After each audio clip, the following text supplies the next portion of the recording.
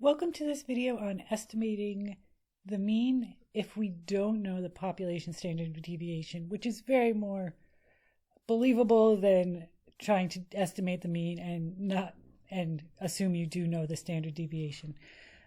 So this is going to be a new type of interval we're going to create in this section called the t-interval. Let's go through a couple terminology pieces first. So we have standard error. When you see standard error, just think standard deviation, but it's the standard deviation from a sample versus the standard deviation of the population. So it's obtained the same way, seeing how far the data is away from the mean, but the mean is now the mean of your sample, not necessarily the mean of the population.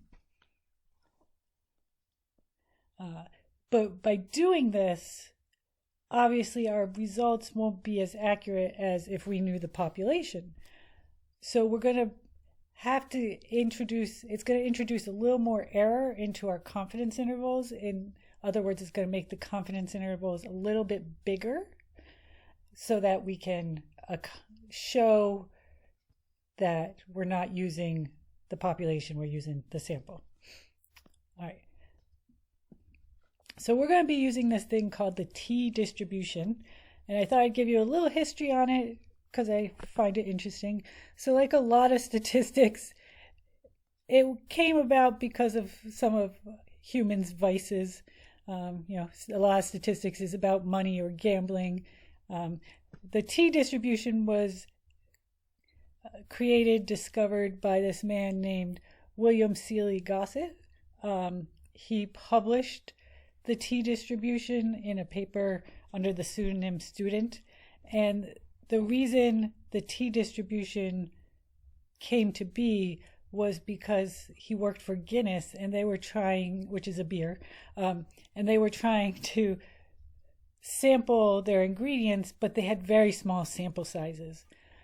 So he wanted to make a distribution that could account for that.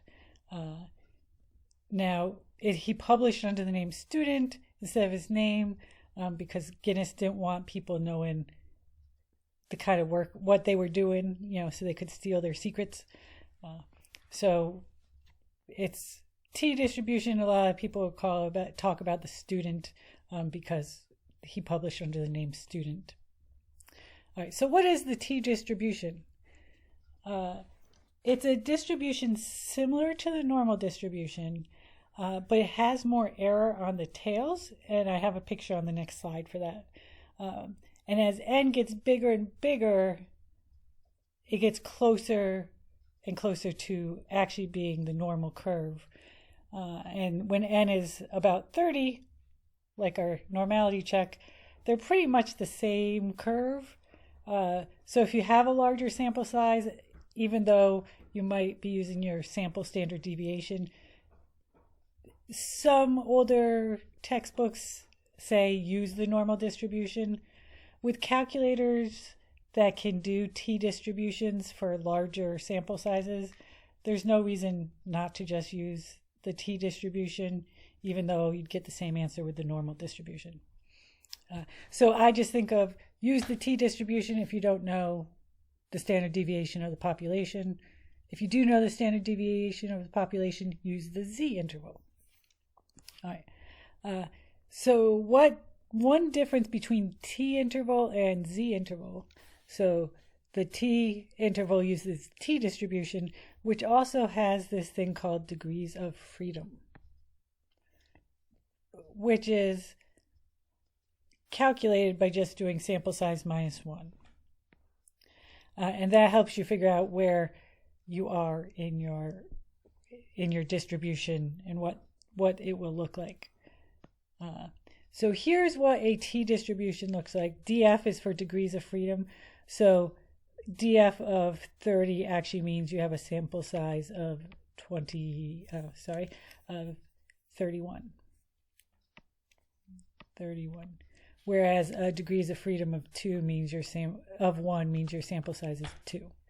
All right, so if we look at this, the dotted line is your normal curve, and you can see how when you get to sample size of 31, they're really almost the exact same thing. But if you have a small sample size like 2, which is the red, you can see all of this extra error out on the extremes. Because we don't know the standard deviation of the population, this is where the extra error gets added in, so you have more error on the outer edges of your distribution. All right, now just for a little discussion on the idea of degrees of freedom, which tell you which one of these curves you're using, or if you were to look up in a table, where in the table you look up, your calculator uses degrees of freedom to basically figure out which one of these curves they're using, and then they can look at the correct data values. But the degrees of freedom is basically how many things can you play with in a fixed system. So one example is, let's say I have 7 hats and I want to wear a different hat every day of the week. So on the first day, I can pick any 7 of the hats. So let's say I chose this lovely beanie hat. So I wore that on Sunday. The next day, Monday, I can't wear that because I want to wear a different hat. So I only have 6 hats to choose from. So then I choose this one.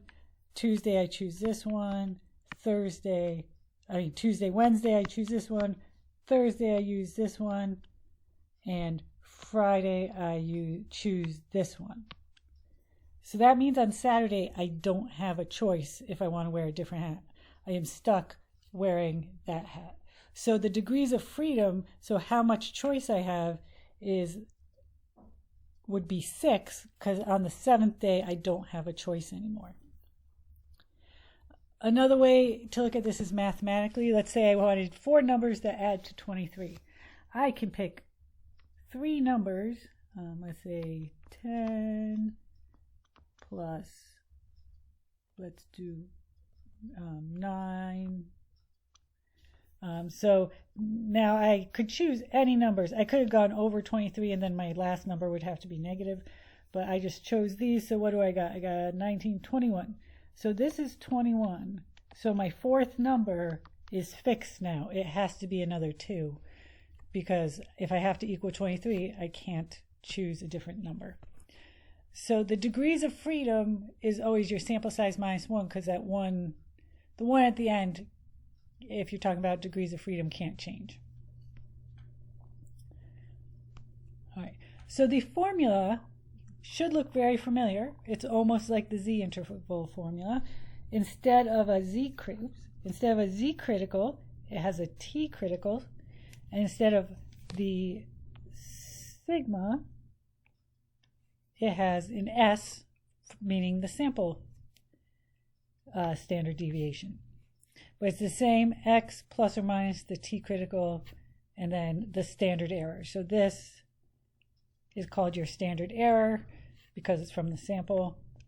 And then this is your margin of error because it's after the plus or minus. Now when we go to the calculator, we're going to use a t-interval instead of a z-interval. And the t-interval, one other note, is t-interval is only for means.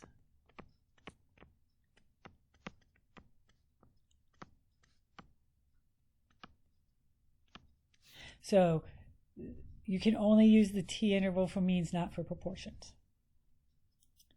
All right. One last thing before we go to an example is there's one type of observational study or experiment called a paired t procedure, and we can make a t-interval for that as well.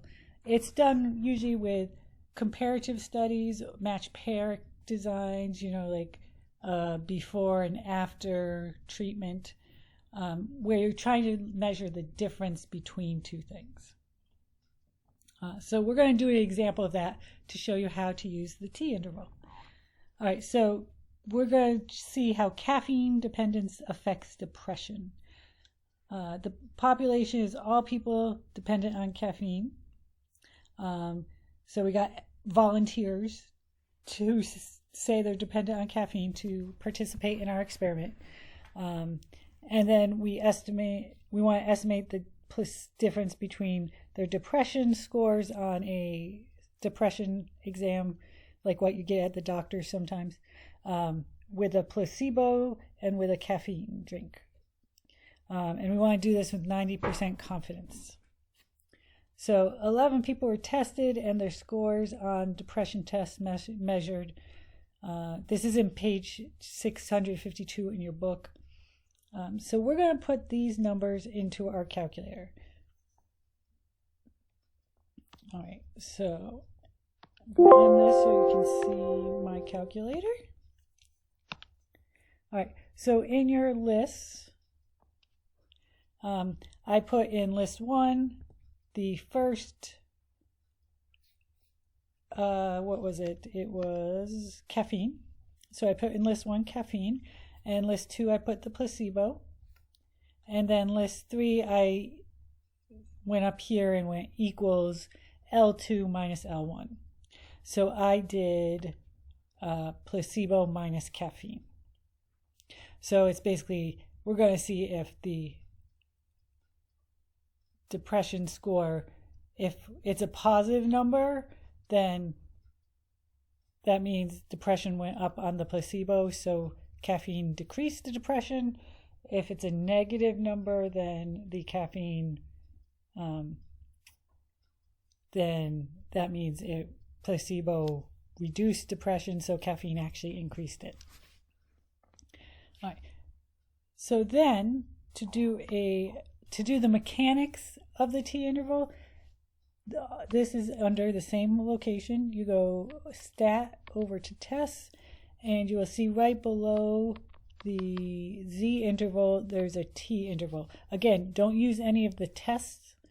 These are for hypothesis tests, which are the coming chapters. We want the interval. So t-interval, press enter. We have data. So our data is in list 3, because that's where the difference between them is. And we actually wanted,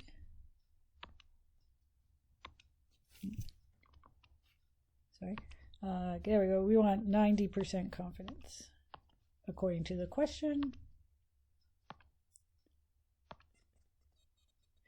All right. So we got our interval, we got our X bar, standard deviation, and our sample size. So if you need to show your work, all the data that goes into the confidence interval formula is here. So if we go back,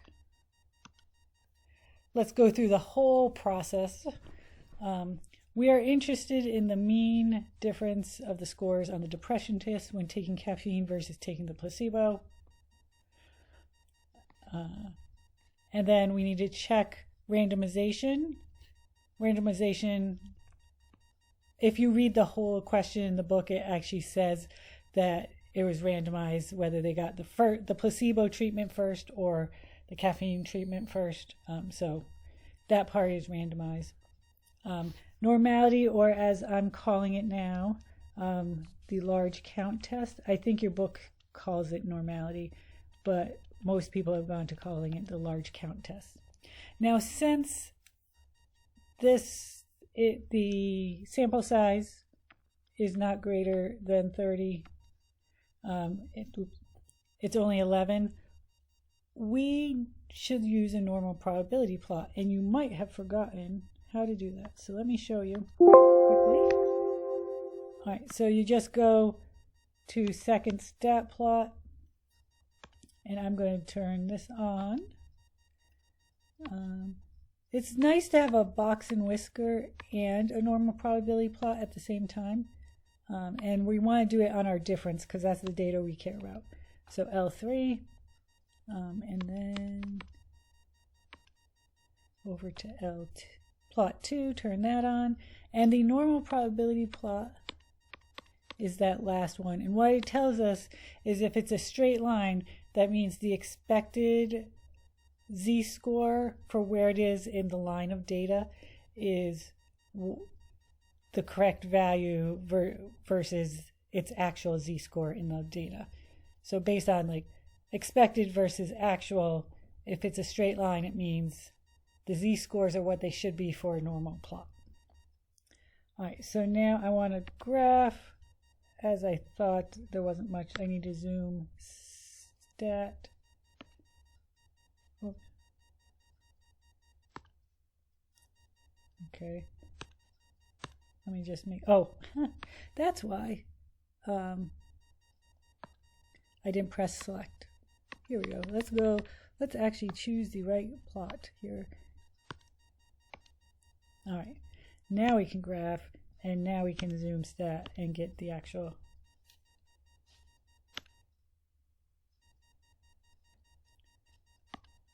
There we go. So as you can see, you have the box plot, and this looks fairly straight. It has a little bit of a curve.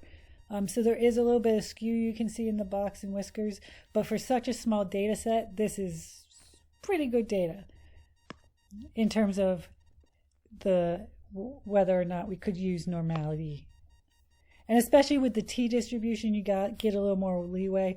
So you can say, yeah, it's approximately normal. We're going to use the t-distribution. So this subscript is just because it's difference. We're doing the difference of caffeine and placebo. So now for the calculations, it's the same thing. I will show you how to get this value in a minute. So these are the numbers from running it, and we got